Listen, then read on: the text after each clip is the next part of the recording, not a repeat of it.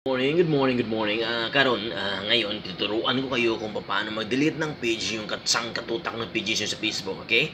Tuturuan ko kayo kung paano mag-delete, okay? Ganito lang guys. Ganito lang, tututok lang kayo. Okay? Open nyo yung Facebook nyo, okay?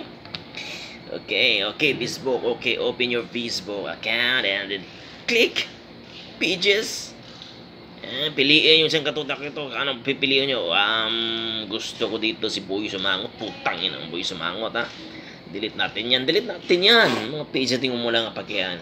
Tapos, click mo dito, guys. Tatlong dot lang yan, okay? Tapos, dito punta ka sa privacy center, guys. Privacy center. Tapos, dito, guys, ito. Ito talaga. Triple dot. Pindutin mo yan. Settings na yan. Facebook settings na yan. Putang ina na yan. Tapos dito guys, makikita mo, click mo si Boy Sumangot. Putang Boy Sumangot ka. Ito, pangitain mo pindutin nyo si dito guys, Ito access and control guys. Pwede nyo ma-manage yung data. Paano nyo yan gawin dyan? Pindot mo yan. Okay guys, tapos ganyan guys, okay?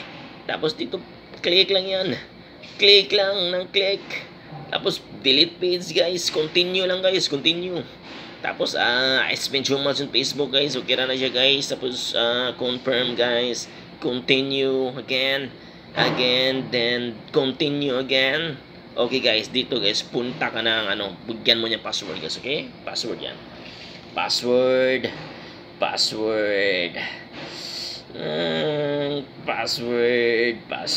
Okay? Tapos continue guys. Continue.